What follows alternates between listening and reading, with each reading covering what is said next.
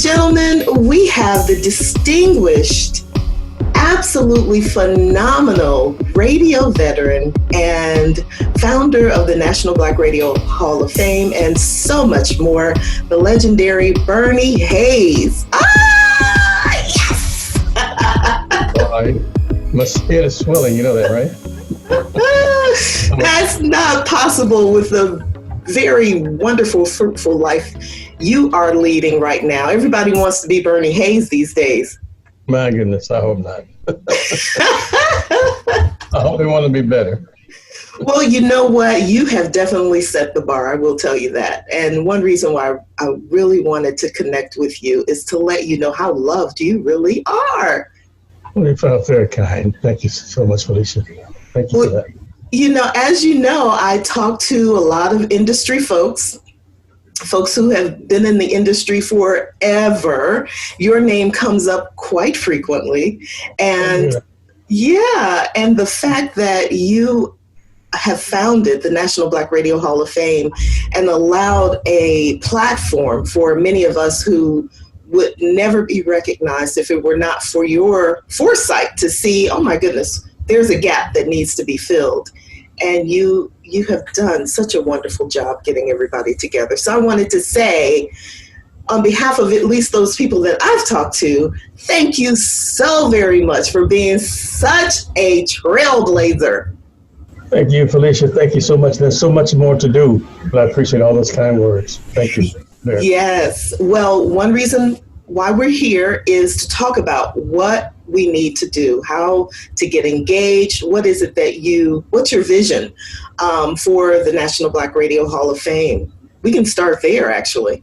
Well, my vision is to see a chapter in every major city and every minor city, every super city, every city that they've had black radio, you know, and even some cities that do not have black radio, perhaps they can start one that start black radio chapters. But there's so much we've done, so many years, and that have not been recognized, and we just want to get the word out and show some artifacts of things that we did, and some history of things that we've done, some innovations that we've done. You know, we've been there all the time since 1929 with Jack L. Cooper, but we just haven't received the recognition. Yeah. So that's what I see a vision of connecting all over the country, and even overseas, you have to say. Well, for those people who are listening, what's your call to action for them? Well, just to get involved, to contact the National Black Radio Hall of Fame, and if they're in a city that does not have one, form a chapter. It's so easy to do. It's just a matter of creating a 501c3 and becoming a part of us, and we'll be a network. That is so cool. That is so cool. What is it that made you decide we need something like that? Well, it was the St. Louis Hall of Fame at first, right? St. Louis Black Radio Hall of Fame, yeah. Yes. So there's so many people who, we have a wall in the gallery of so many people who've passed on without recognition. And some of the people that come through St. Louis and Chicago and Detroit, Los Angeles, have done so many things in making radio better for African Americans and for the public in general, that they go unrecognized. You know, a lot of people take credit for things that we've done, and it's time for us to do it. Time for us to be recognized. So many that passed on without any recognition whatsoever. Yes. Well, I won't have you go through the list, because actually every time I get a chance, I ask people, who are some of the legends that stand out for you? Just so that, I can have a running list. I'm a researcher at heart, and pass it on to you. But you said you have a whole wall full of legends there. I would so love to see that. It's a part of the museum as well, right? At Hairston State University. Yeah. Like we just lost a few. Al Waples recently passed. Scoop Sanders, Gracie, Lou Times. So many people that you're familiar with by being in St. Louis. Yeah. Probably Rodney Jones out of Chicago. Rodney finally moved down to Arkansas. But there's so many. Von Daniels. Just the list goes on and on. Yeah. Butterball. 2 Butterballs. You know what? Tell us the story about the Butterballs, or the legendary Butterballs. There were several, right? Throughout the country. Yeah. Well, the 2 that I'm most familiar with is one out of Philadelphia and one out of Detroit. There were 2 Butterballs. One was black and one was white. Actually, the Butterball in Detroit was white. In Philadelphia was white. But you know he was white because of the radio, it wasn't television. But they figure out that, and the Butterball in Detroit was skinny. He wasn't fat at all. The one in He was skinny. He was fat. Yeah. We call him Butterball because of the size. Another Butterball was just a nickname. Yeah. So at that time, though, the station's imaging goals was to get the radio personality to fit an image like a Butterball, or what are some of the other names? Do you remember? Oh, Jack the Cat. Jack the Cat. There were several Jack the Cats. No, just one Jack the Cat. Okay. Yeah, that's what I mean. And there was Pat the Cat from New Orleans. He lived up New Orleans and went to Newark, New Jersey, and so forth. E. Rodney Jones was a mad lad, you know. Yeah. In fact, the group the Mad Lads named themselves after Rodney. It was out of Memphis, Stax Records. They named themselves after E. Rodney Jones, who was in Chicago at the time. That came through St. Louis, actually. And so many more. The OJs, Eddie OJ. They named themselves after Eddie OJ, and now Eddie was in Cleveland at the time. That's right. Eddie OJ. I remember him. Yeah, sure. It's just, so many, so much that we've done that people don't realize. That's why we write books. Yeah, and we all write books. I hope you write a book soon. I will. I will. I've done so much research. I'm like, okay, we've got to do something with this. I will. And thank you for your blessing. I totally will. Your book, though, I want to talk about that for a few moments. The Death of Black Radio. Right. Did you wrote that book upon retirement? Well, there's no such thing, so those of you who are listening and watching know, there's no such thing as retirement for this man. He is a professor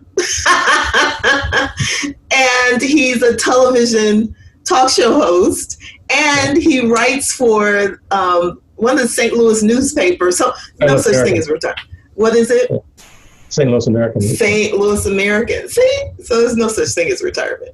So, but what I was asking is, did you write the book after your broadcasting years and it was a reflection of, or during? No, it was while I was still in radio. In fact, it took me about 7 years to write it, and I just kept updating it. We saw black radio in its demise because all the conglomerates were buying up all the stations, and black radio owners were losing stations and so forth, and the white companies were buying them up. And so they didn't care about local events, they didn't care about local politics and anything local. So that was the death of black radio. Most of the disc jockeys at the time, the disc jockeys and announcers, male and female, were interested and a part of the community. And they would give information for the community. But when the conglomerates bought them up, they didn't care about the local communities. All they wanted to do was make money and so forth. And so that was the death of black radio. Black radio died when the Reagans and the others deregulated the media. That was the death of black radio. So for those people who don't understand what you just said, would you speak to it and explain the meaning a little bit more? The deregulation meant what exactly? Okay. Michael Powell was the last one, chairman of the FCC, to oversee the deregulation. In 1982, Ronald Reagan came in and deregulated the radio.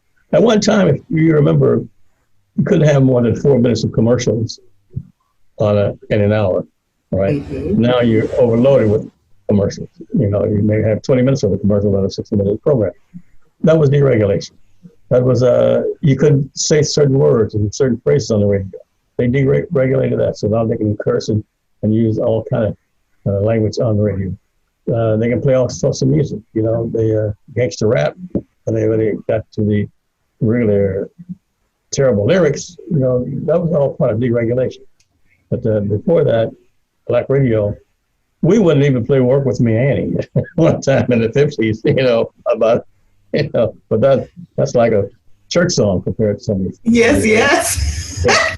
That's what deregulation did. They allowed the conglomerates, all the rich folks, to buy up all the radio, television, and newspapers at one time. At one time, you could own 2 stations in one city.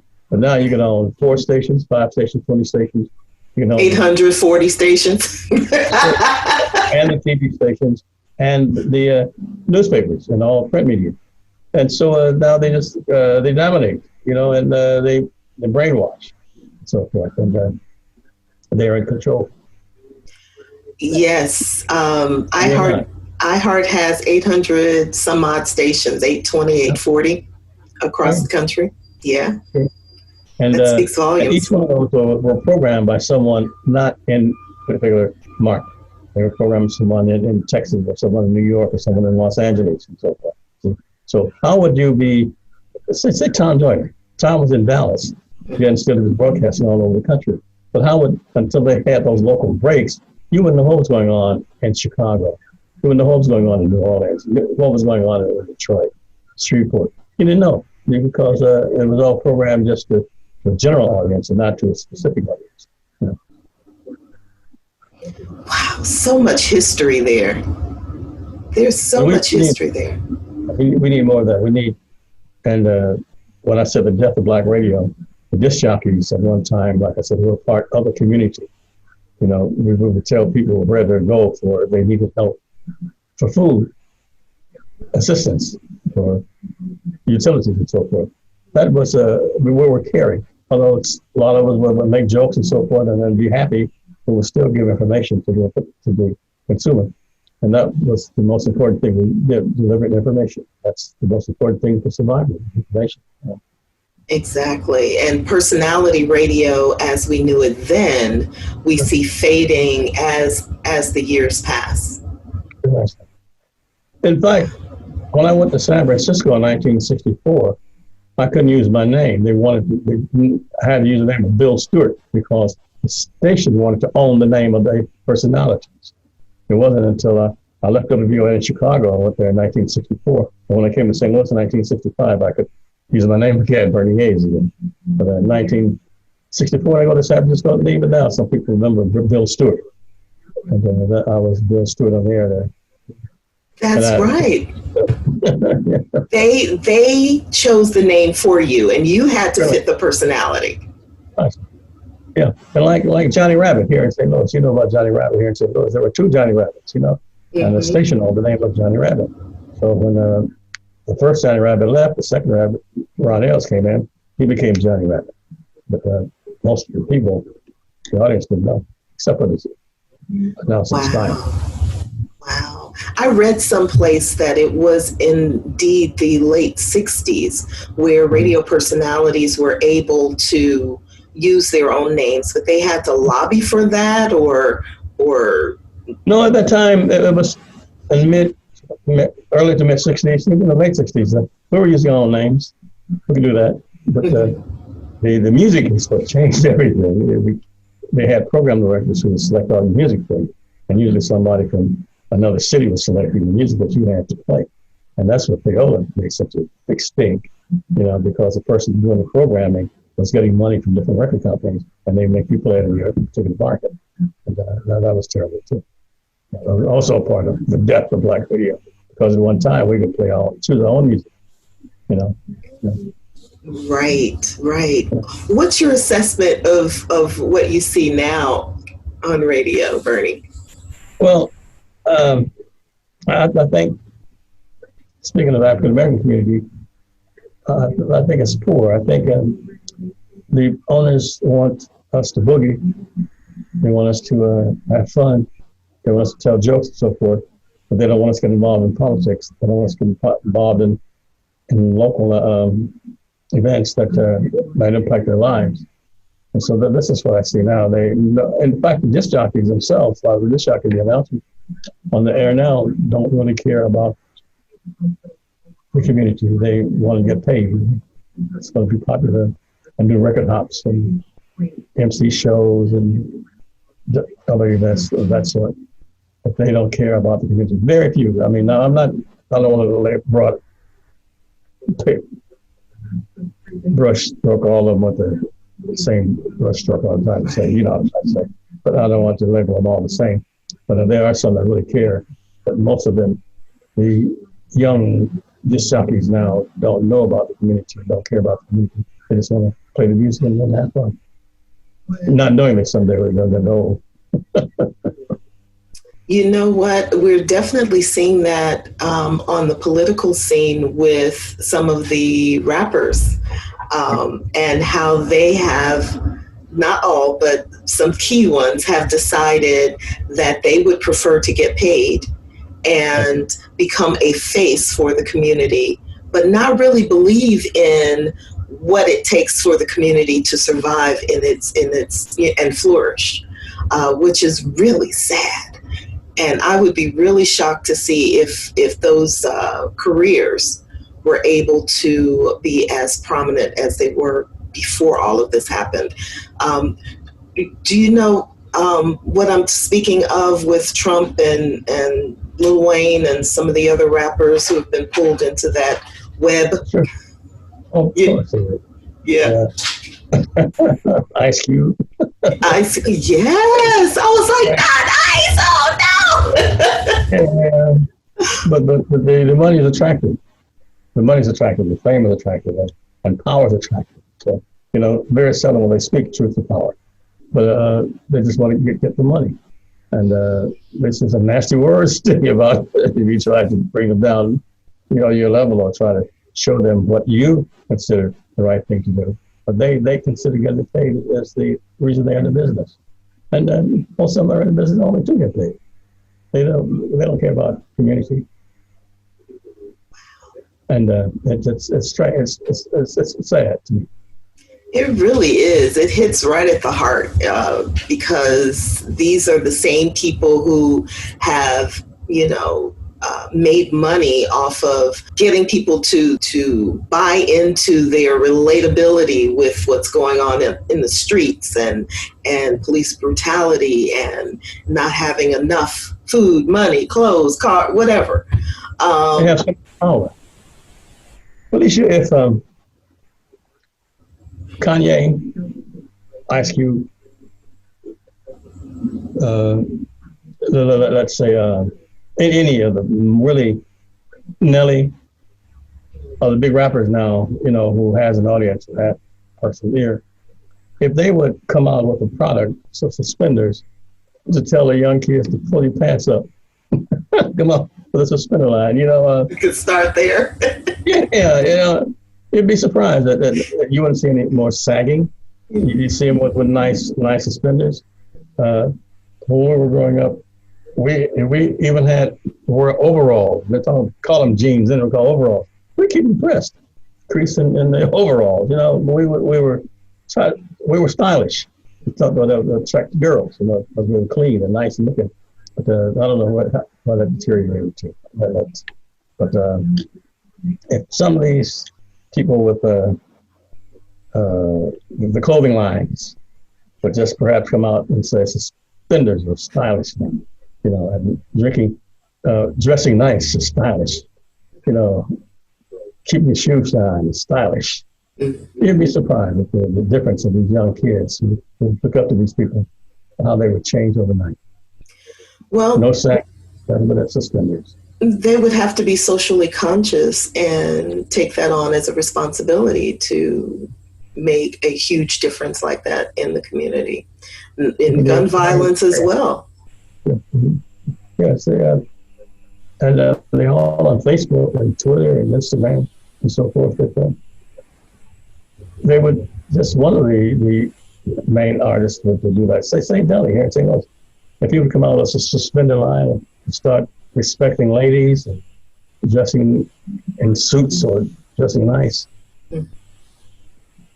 it would follow. The others would follow him and be competitive with his line and form their own line. FUBU would come out with a nice suspender line. The boy down in Atlanta, he'd come out with a nice suspender line. You know what I'm talking about. Yeah. That's social consciousness, though. And the thing is that they want to separate themselves from making money and then being responsible. You're an artist.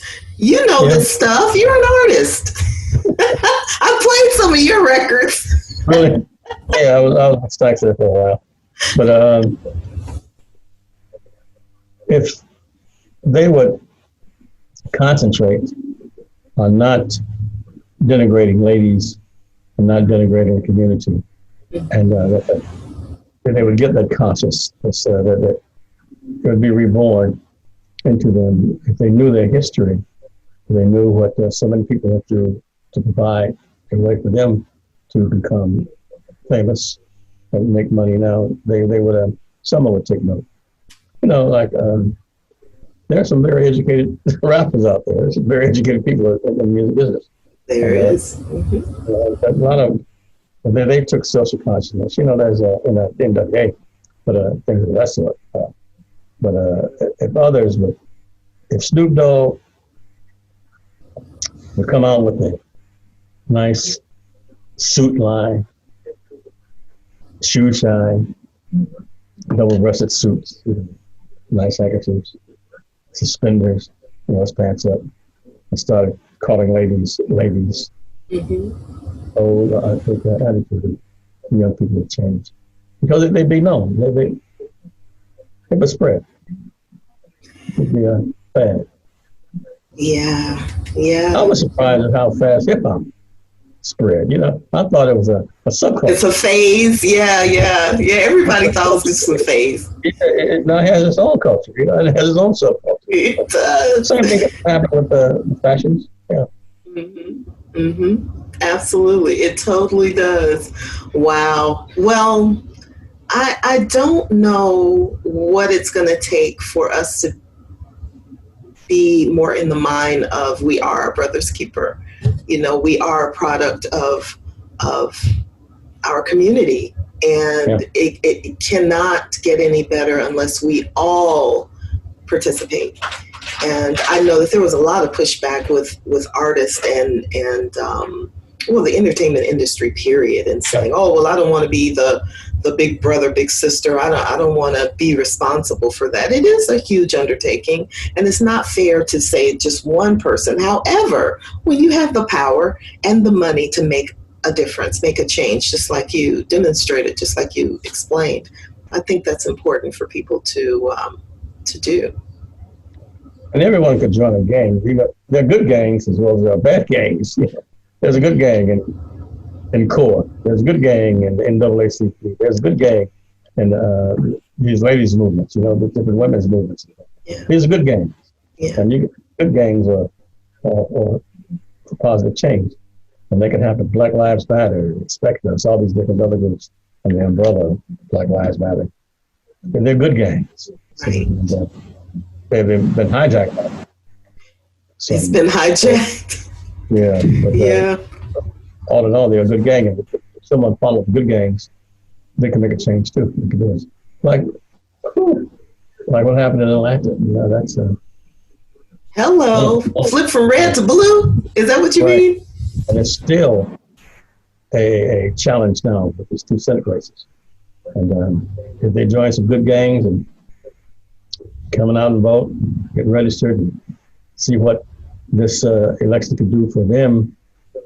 Everybody wants what's going to do for me. They can find out what it can do for them.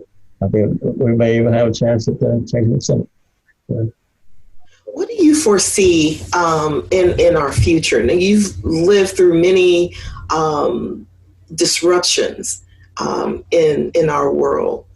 Did I read somewhere that you're also in the armed services? Under the Air Force, yeah. Air Force. See, I did read that somewhere. Yeah, so you've seen a lot. Where do you think we're headed now? We survived the Middle Passage. We'll be all right. We're going to be okay. The headlines always focus in the African American community on the negatives, but there's so many positive things going on out there that they don't focus on. And that's what we got to find. We got to challenge what the media is portraying us as. There's so many wonderful, wonderful organizations that are doing positive things for the community. Like here, Cori Bush, she just defeated Congressman Clay. She's the first African-American woman from the district St. Louis, congresswoman from St. Louis, Missouri, from Missouri, first black woman from Missouri. Wow. Victoria was out there in Ferguson. She was leading the march, the Black Lives Matter march in Ferguson. She was participating in the different other demonstrations. I don't know if that's a good word, demonstrations. Yeah. Yeah. But she was active. Civil disobedience was a way of her to become noticed, but she was serious. She wasn't doing it for the notoriety. She was doing it because she wanted to make change, and she did. And Congressman Clay was quite surprised at the change that she took a seat. But Corey she was determined to do this, and she did it. So many other women did too. Kim Gardner, so many people there. So many women, Tashara Jones. They're on the move, and these are people who are leading good gangs. Right, exactly, and the good gang, like Congressman Lewis said, making good trouble. Yeah, that's right, precisely. Making good trouble. Yeah. So many people. So when you say what is the survival? What's the key to our survival? We already have it in our DNA. We survive. You know what? you got that right. Yeah. We'll We've survived a lot. We have survived a lot. We'll survive coronavirus too. If we keep our buddies and little sisters and brothers not the party, thinking party is the way to go. Realize that virus is serious. It's a killer. And I see them out there in the park, and I go home. I 2 or 3 parks. They'd be congregated, they'd be drinking beer, drinking wine, having fun, smoking cigarettes. No masks. Now that element, like Miles said, they'll die out. Yes. It has been a wake-up call, I think, for a lot of people, and a reminder of a reset, basically, a personal reset, a country reset, and a world reset. What is it that we really value? Us as a people? Yeah. That a question? I think life is the most important thing. Without life, not much you can do. You got to stay alive. You got to choose life choices and styles that's going to keep you alive. It's nice to have parties, it's nice to be fun. We all like to have great times. But we've got to make some choices that just let keep us healthy and alive. And in a leadership position, that can help others and show them the right ways to do things. Everybody's talking about gathering for Thanksgiving now. Everyone wants to be with their families at Thanksgiving. But if it's dangerous and it's life-threatening, you should think twice before you make any choices. Yeah. I just spoke to a lady a few minutes ago. Her son, she's going to Memphis. He's going to Memphis to visit his mom and bringing all the children. And she's scared to death of them bringing all this. Absolutely, because you don't know. It's not like you can see it on somebody's forehead, You love them. You love them very much, I'm on the call. Love them very much, but sometimes it's better to wait. So it's a few weeks or months or a year before you see them safe. It absolutely is. It absolutely is. Now you do, we flipped the script with you with your television show. You're not, you're used to being the host. So, and you cover a lot of community topics as well, right? On the Bernie Hayes show in St. Louis. I had Corey Bush on, and last week, this is Marla Rogers coming on next week. I had Purvis Jones on from the controller for the city of St. Louis. Next week, I'm going to have a young man on who's artistic, but he's a songwriter. That's wonderful. Yeah, so I follow all topics. No, I'm not limited to any particular range. That's the fun part of having your show, right? I see. Now I have preachers on. I have everybody, anyone who's doing something, or I think is doing something, and book authors, a lot of authors, because there's so many books out there. So many people writing books that people don't know about. I try to give that exposure. Like when your book come out, I'm going to have you on my show. That sounds great.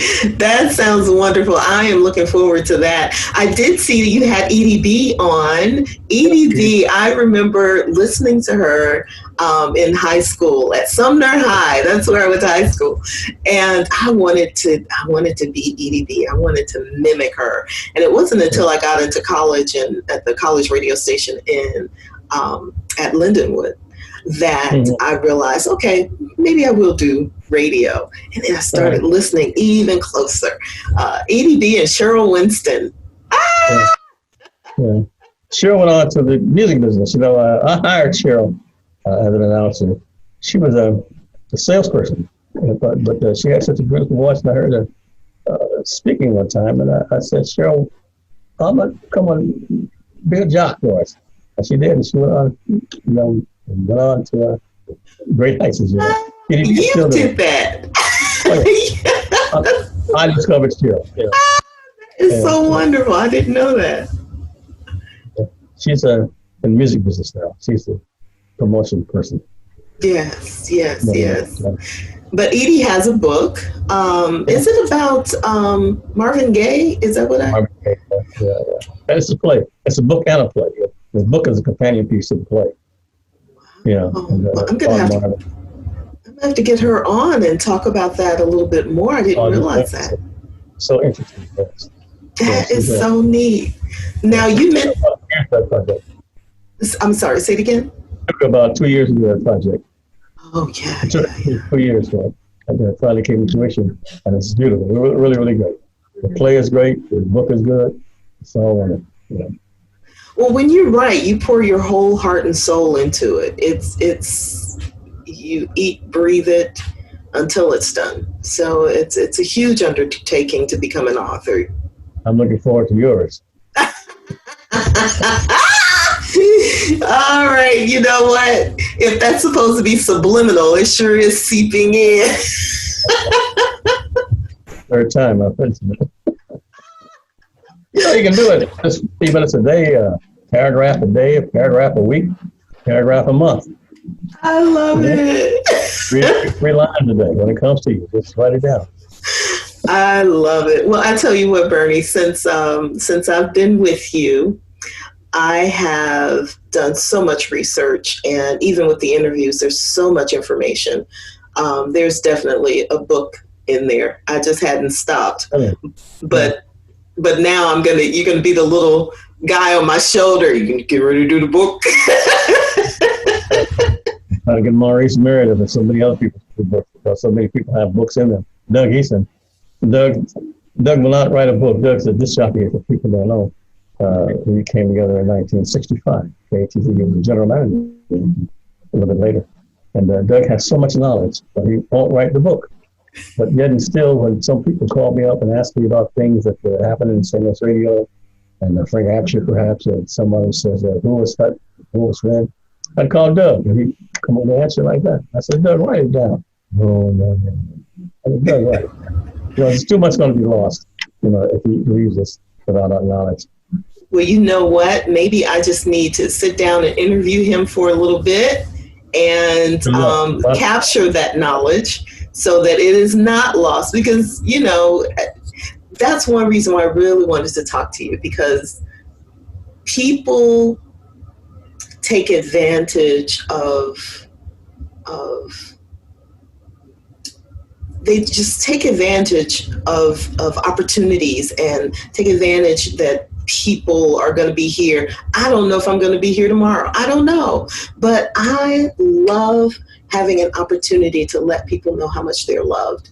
And I just really, if I had the money, I would, can't do any traveling these days, but I'd send you on a wonderful trip, vacation, and just, just shower you with so much love, because you have done so much for the community. People don't know. They know now, but people don't really know how much you have done and how much you've contributed, just like Doug Easton to radio.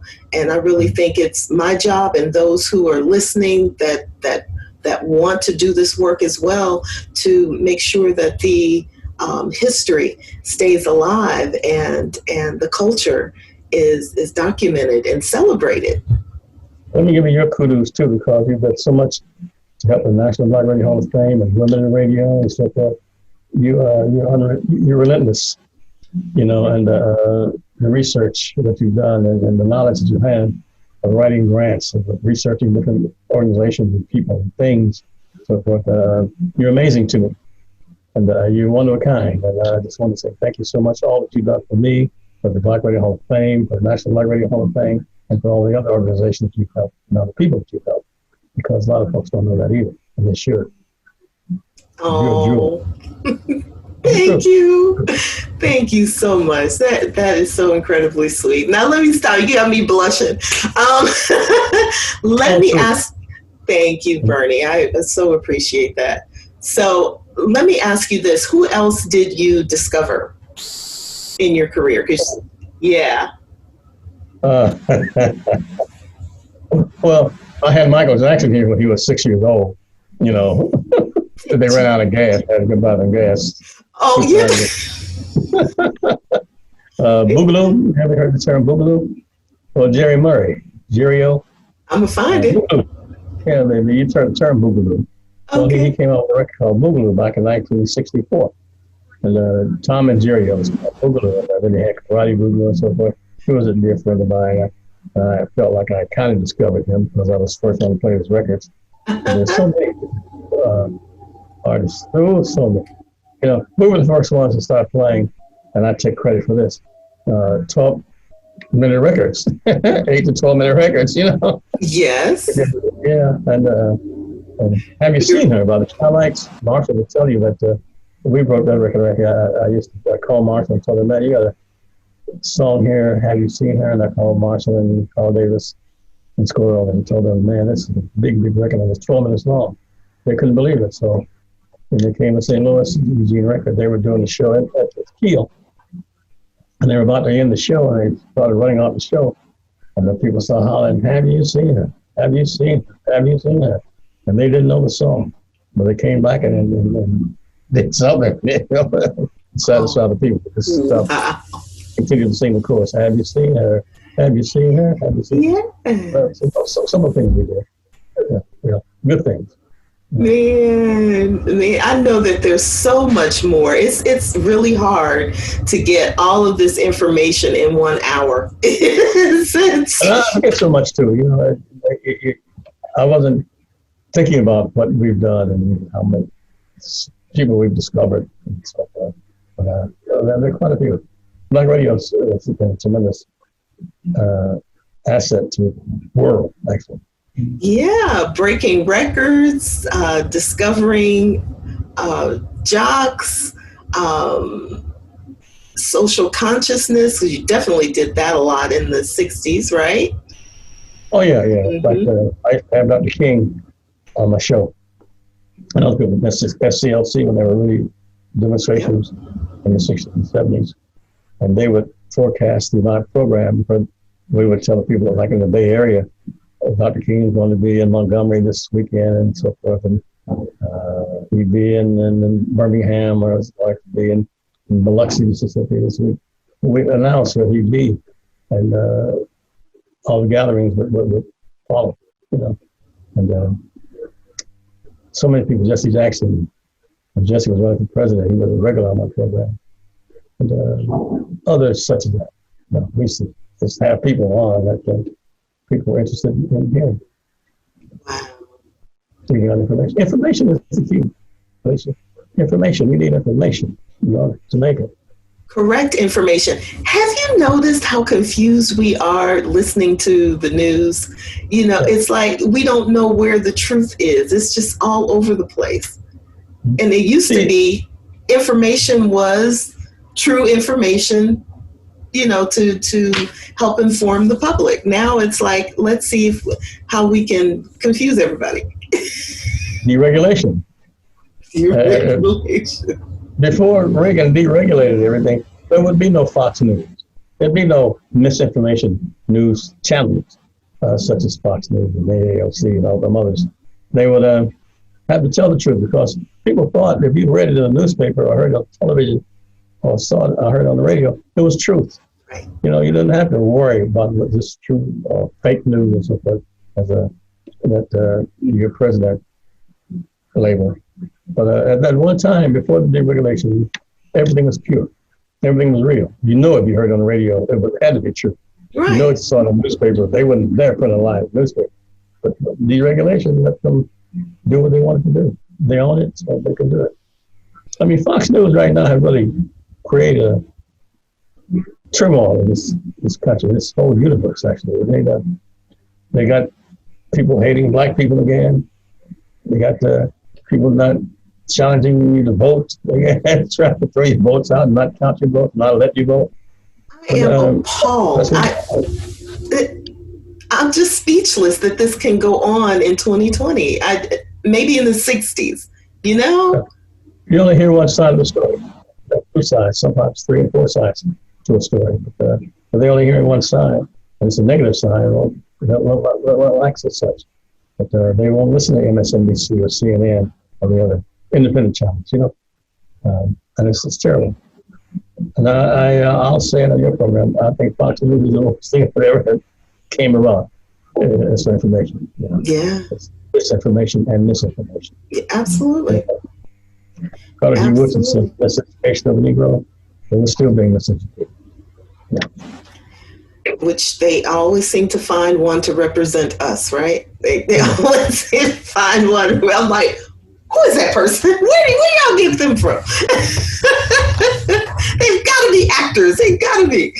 Oh my goodness. What can we do though as a Black community, and what can we do to preserve our culture? I know we need to own more radio stations, but with deregulation, like you said, unless that's overturned in some way.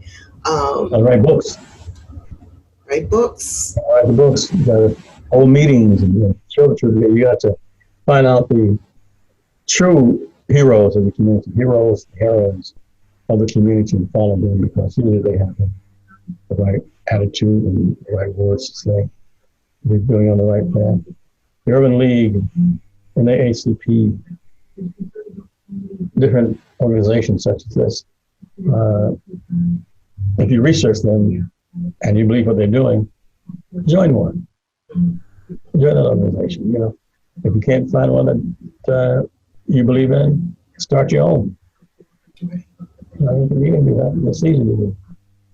Get 2 or 3 people who think like you, start a movement. Yeah. It has happened over and over again, hasn't it? Certainly. How long have you been doing your television show? Well, this current TV show, I've been doing it for about 15 years. 15. That's the current show. Yeah. But before that, I've been doing television 45, 50 years in different channels. Yeah. I was a weatherman at Channel 2 at once. You were? Yeah, it was ABC then. Yeah, it was ABC channel. Yeah, that was in 72. 1972. I didn't know that. Oh wow! Yeah. I was a weatherman in KTVI Channel 2 in St. Louis. I was ABC affiliate. Yeah. Okay. Now I did a CBS. Yeah. I'm sorry. Go ahead. I was just trying to get the timeline in my head. Was this before or after the dance TV show or entertainment TV show? Let's do it at the same time. That was 1972, 1971, 72, 73. We had the Soul Brotherhood in 72, 73, and 74. That was on television. The dance show we had, like Soul Train. Yeah. That's what I was getting to. Because I saw that. I was like, oh my gosh, it's like Soul Train. So that was around the same time, right? Very same time, yeah. Yeah. Don Cleese and I worked together at BWIR in Chicago, before Don became a Soul Train owner. But, we did the same things together. And I went to San Francisco, and he went on to do television as a newsman at Channel 32 in Chicago. And then he formed Soul Train. Yeah. But at one time, I was an artist on Soul Train at one time. I wish I could get video on that one. They have it. It was still black and white before you went to color. Yeah. It's still. I have some pictures of it. Tyrone Davis and I were on the same label. Tyrone the Wonder Boy, he was called.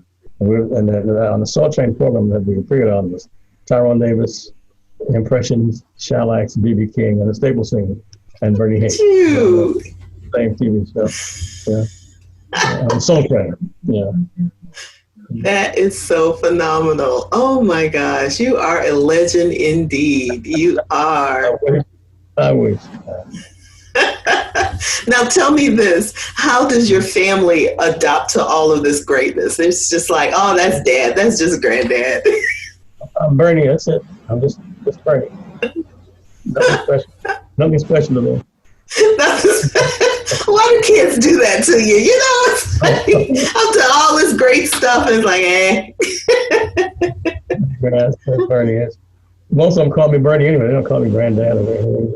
Hey, Bernie. Yeah. Love it. How many grandchildren do you have? Oh, grandchildren. About 14, 15. To you. Oh, that's rich. Oh, grandchildren. I'm thinking great-grandchildren. Grandchildren, I have 8 grandchildren. 8 and then 14 great-grands. That is rich. That's wonderful. Oh, wow. Okay, before I let you go, I have to talk about your beautiful wife, Yuvie Hayes, who is also an artist. And a psychologist. No, she is not. You guys are full of surprises. She's a psychologist too? She's a psychologist for the St. Louis Public Schools, yeah. Fabulous. But wow. She's a pretty well-known recording artist now. She's been recording for 35 years. Has about 17, 18 CDs and albums out. But oftentimes, it's the regional hits, 1 or 2 national hits. Maintenance Band is pretty well known, and her latest is Basement Party. But she's had so many hits. I recorded with so many different people. Tom Washington and James McKay are her local producers. James McKay, who's a band leader, the band director of Temptations, and Tom Washington is the producer in Chicago. Tom is the one who did Shalites, Gene Chandler, Jerry Butler. The list is ongoing with Tom Washington. He's a legend in his own right. He's a lifetime. But those are our producers. They come up with hits for her all the time. Wow. I bet you guys had celebrities in and out of your homes for decades. Oh, yeah. Always, yeah. Impressions, Temptations, you name them. You just name them. Anybody you name. Bobby Womack. Bobby was a dear friend. Stevie. Stevie's on a couple of my shepherds. Stevie, the Dells, Emotions, Background. We all interact. Wow. How about James Brown? Yeah. You too? Oh, yeah. Well, James, sure. Yeah. Just threw one out there. I didn't know. I met James in 1956 when his first record, Please, Please, Please. We hooked up together in the Hotel Teresa in New York. And I told James, I said, James, do you know there are about 15 different James Browns going around singing Please, Please, Please? And he didn't know, but no one had ever seen James in person, but they could all sound just like James Brown. There were about 15 of them out there. I told him, man, they got 15 James Browns out there. Oh my gosh. So he started doing some investigations and finally got himself better known. Yeah. Right, doing more appearances, right? Yeah. Okay, one more question. One more. How did you and Yuvie meet? Oh, Doug Easton. Love a good love story. Right? Yeah, she's always been a singer. She's a graduate of Mississippi Valley State University. And she got an undergraduate at Mississippi Valley State. And then she got a graduate degree at Mississippi State. And then she moved to St. Louis, and she wanted to do some recording because she had been appearing in a band in Mississippi. And so she went to Doug Easton over at KTZ, asked if he would produce her, and he says, I'm not really a record producer, but there is a guy in St. Louis who does it.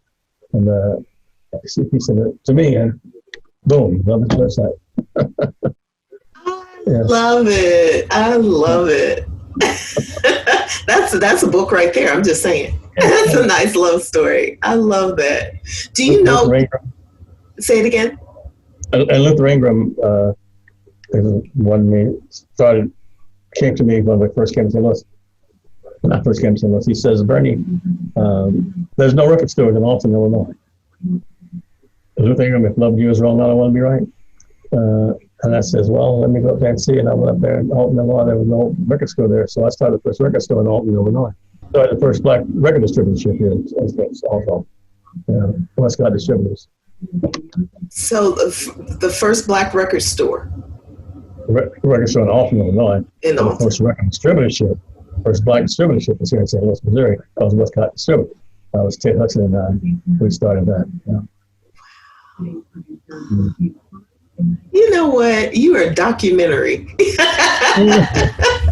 That's another word for saying old, right? You are a documentary. Oh my gosh. Well, you know what? I know you're at work and you have other things to do. You've got some stuff on your wall there. What is that behind you? Oh, in the back of me? Yeah. So those are some of the jazz greats. Coleman Hawkins, Gene Cooper, Bobby Carmichael, Earl Garner, Duke Ellington, John Coltrane, Godfather Hines, Billy Goodman, Charlie Parker, Clark Terry, Art Tatum. These are some of the people that are in the Jazz Hall of Fame here at the Wolf Jazz Institute. And what I'm doing, Felicia, and hopefully in the spring, March, April, whenever this weather permits, I'm going to pay tribute to musicians who made an impact who graduated from HBCUs or went to HBCUs, such as Nancy Wilson and Donnie Hathaway went to Howard. Nancy Wilson went to school in Texas. Different people such as that.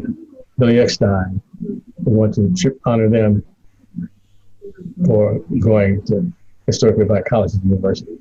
So we'll induct them into another Hall of Fame. Yeah. That is going to be phenomenal. Whenever it happens, I will be there. I will be there. I'll keep you up to date.